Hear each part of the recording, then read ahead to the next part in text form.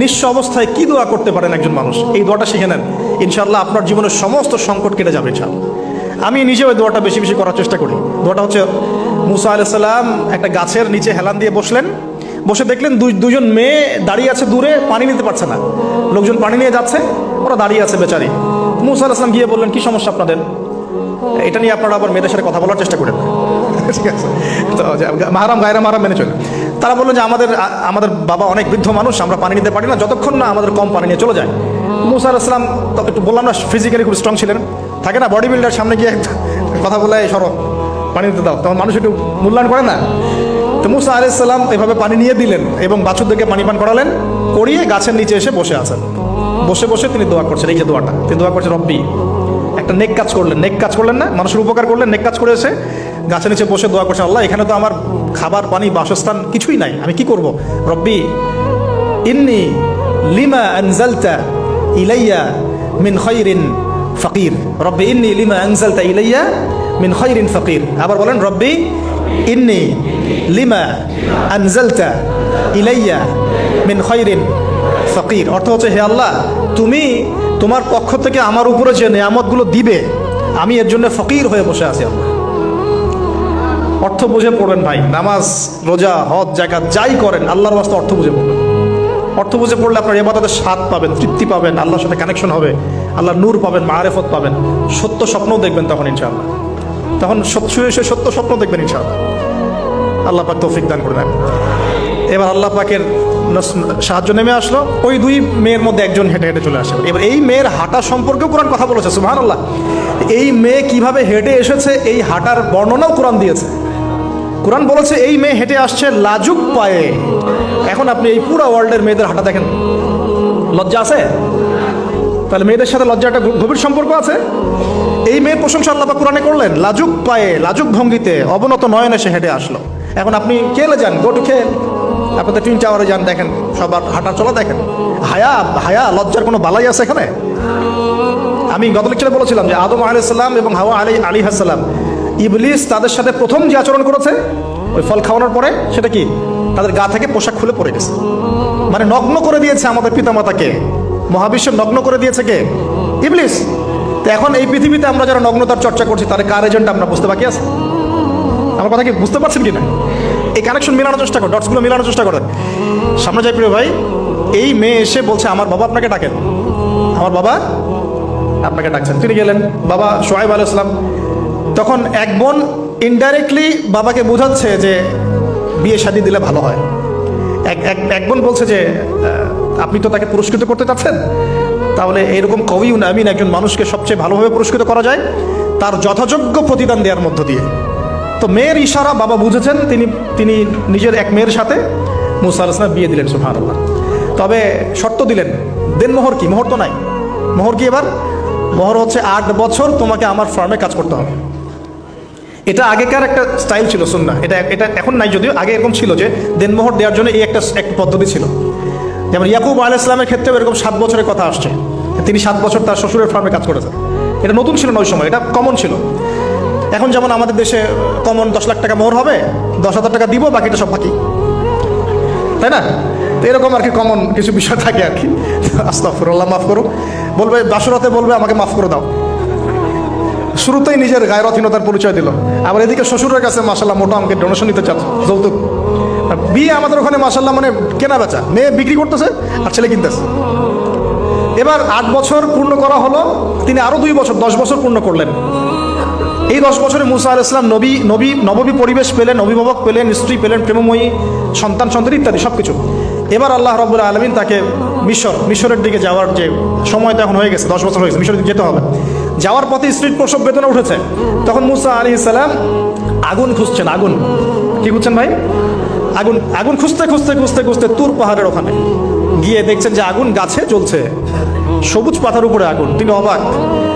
এই সময় আওয়াজ আসলো, বিসমিল্লাহির রহমানির রহিম, ইন্নী আনা রাব্বুক ফাখলা'না আলাইক ইন্নাকা বিল ওয়াদিল মুকদ্দাস তুয়া।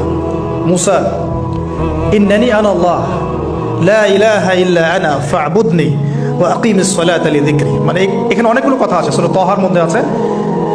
আওয়াজ চতুর্দিক থেকে ভেসে আসলো, মহান আল্লাহ রব্বুল আলামিন তার শান অনুযায়ী, তার ইজ্জত অনুযায়ী তিনি যেভাবে কথা বলেন সেভাবে মূসা আলাইহিস সালামের সাথে কথা বললেন। আল্লাহু আকবার।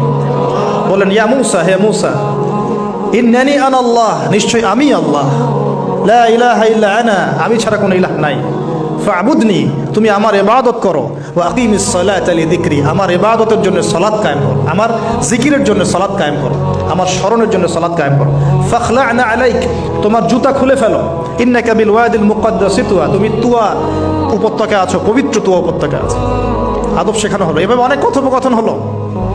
নবী মুসা আলাইহিস সালাম ভয় পেয়ে গেলেন এবং আল্লাহ পাক আরো কথা বললেন, ওয়ামা তিলকা বিয়ামিনিকা ইয়া মূসা, তোমার ডান হাত এটা কি? মূসা আলাইহিস সালাম বলছেন, ক্বালা হিয়া আসায়া আতাওয়াক্কাউ আলাইহা ওয়া আহুশু বিহা আলা গনামি ওয়া লিয়া ফিহা মাআরিব উখরা, এটা তো আমার লাঠি, এটা দিয়ে আমি ডালপালা পারি, আমার ওই যে গবাদি পশু চড়াই। আল্লাহ পাক বলছেন যে এটা ছুঁড়ে মারো, আলকিহা ইয়া মূসা, এটা ছুঁড়ে মারো। ফালকাহা, তিনি ছুঁড়ে মারলেন, ফাইদা হিয়া হাইয়াতুন তাসা, এবং এটা ছোটাছুটি শুরু করলো, বড় একটা সাপ হয়ে গেল। সুবহানাল্লাহ। এগুলো কোনো গাল গল্প নয়, এগুলো আল্লাহ রাব্বুল আলামিনের মুআজিজা, মুআজিজাতুল কুবরা, এটা বড় মুআজিজা। তিনি পিছনের দিকে দৌড়ানো শুরু করলেন সাপ দেখে, খাইফা ইয়াতারাক্কাব, মানে ভয়ে দৌড়ানো শুরু করলেন। আল্লাহ পাক বলছেন, লা ইয়াখাফু লাদাইনাল মুরসালিন, আমার কাছে রসুলগণ ভয় পায় না, তুমি ভয় পেও না, তুমি ওটাকে ধরো পিছন থেকে, সেটা আবার লাঠি হয়ে যাবে। পিছন থেকে হাত দেওয়া হলো, লাঠি হয়ে গেল। সুবহানাল্লাহ। এবার বলছে যে তুমি তোমার বগলের নিচে হাত ঢুকাও। মূসা আলাইহিস সালাম বগলে হাত ঢুকালেন, বের করলেন, হাত থেকে টর্চ লাইটের মতো আলো বের হওয়া শুরু। এটা দ্বিতীয় নিদর্শন। কেন দেওয়া হলো নিদর্শন? এবার আল্লাহ পাক তার দায়িত্বটাকে বলছেন, তোমাকে নিদর্শনগুলো কেন দিলাম, তোমাকে মনোনীত কেন করলাম, কেন তোমাকে মনোনীত করলাম মূসা, তোমার কাজটা কি? তোমার কাজ এখন এটা, ইযহাব ইলা ফিরআউনা ইন্নাহু তাগা, তুমি ফিরআউনের কাছে যাও, ফিরআউন সীমা লঙ্ঘন করেছে। মনে আছে ফিরআউনের কথা? সীমা লঙ্ঘন করেছে। তখন মূসা আলাইহিস সালাম তার অপারগতা প্রকাশ করছেন এভাবে। তিনি বলছেন, আল্লাহ, আমার তো জিহ্বায় জড়তা আছে, আর আমি তো ওখানে এক ব্যক্তি, আমার খুনের অভিযোগ আমার কাঁধে, আমি এখন কিভাবে কি করবো আল্লাহ? তখন আল্লাহ রাব্বুল আলামিন বলছেন, এই দোয়াটা করো। কোন দোয়া? মূসা আলাইহিস সালাম বললেন, রব্বি ইশরাহ লি সাদরি, হে আল্লাহ, আমার বক্ষ প্রশস্ত করো, ওয়াসসির লি আমরি, আমার কাজকে সহজ করে দাও, ওয়াহলিল উকদাতাম মিন লিসানি, আমার জিহ্বার সমস্ত জড়তা দূর করে দাও, ইয়াফকাহু কাওলি, যাতে মানুষ আমার কথা বুঝতে পারে। আর আমার সাথে আমার পরিবারের মধ্য থেকে ওয়াজআলনি ওয়াজিরাম মিন আহলি, আমার পরিবারের মধ্যে একজন ওজির আমাকে দাও, সাথী। হারুন আখি, আমার ভাই হারুনকে দান করো। সুবহানাল্লাহ। হারুন আলাইহিস সালামকে নবুয়ত দেওয়া হলো, দুজনকে আল্লাহ পাক এখন বলছেন, ইযহাবা ইলা ফিরআউন, তোমরা দুজন এখন ফিরআউনের কাছে যাও, ফাইন্নাহু তাগা ফাকুলা লাহু কাওলান লাইয়িনা, তবে তাকে গিয়ে কর্কশ ভাষায় কথা বলবে না, নরম স্বরে কথা বলবে। দায়ীদের এখানে সুন্নাহ, দায়ীদের জন্য শিক্ষা আছে, দায়ী আলেম যারা মুবাল্লিগ তাদের শিক্ষা আছে। ফিরআউনের সামনে গিয়ে দাওয়াত দিলেও কিভাবে দিতে হবে? ফাকুলা লাহু কাওলান লাইয়িনা, নম্রভাবে কথা বলো। লাআল্লাহু, কেন নম্রতার সাথে? লাআল্লাহু ইয়াতাযাক্কারু আও ইয়াখশা, হয়তোবা নম্রতা প্রদর্শন করলে সে উপদেশ গ্রহণ করতে পারে, অথবা সে আল্লাহকে ভয় করতেও পারে। আল্লাহ পাক তো আগে থেকে জানেন সে ঈমান আনবে না, তারপরেও আমাদের আদব শিখাচ্ছেন আল্লাহ পাক এখানে। তারা দুজন চলে গেলেন, দাওয়াত দিলেন। ফিরআউন মশকরা করছে, ওয়ামা রব্বুকুম ইয়া মূসা, তোমাদের দুজনের রব আবার কে? হ্যাঁ, মূসা আলাইহিস সালাম বুঝাচ্ছেন, রব্বি আল্লাযী, আমার রব সেই রব যিনি জীবিতকে মৃত করেন, মৃতকে জীবিত করেন, ইত্যাদি। মানে যার হুকুম ছাড়া একটা গাছের পাতাও নড়ে না, যিনি মাটি থেকে সব উৎপন্ন করেন, বৃষ্টি বর্ষণ করেন, সব বুঝালেন। ফিরআউনের বক্তব্য তখন এটাই ছিল, তোমাদের কাছে কি কোন নিদর্শন আছে, কোন আয়াত নিদর্শন আছে? হ্যাঁ, নিদর্শন আছে। কি? লাঠি ছুঁড়ে মারলেন, সাপ হয়ে গেল। এখন ফিরআউন বলছে, এটা তো জাদু, এটা কি? আমার জাদুকররাও এটা পারে। জাদুকরটাকে ডেকে না হলো, জাদুকররাও লাঠি ছুঁড়ে মারলো, সাপ হয়ে যাচ্ছে। কিন্তু এই বড় সাপ ওদের সব সাপকে খেয়ে ফেললো। তখন ফিরআউন কিন্তু ভয় পেয়ে গিয়েছিল।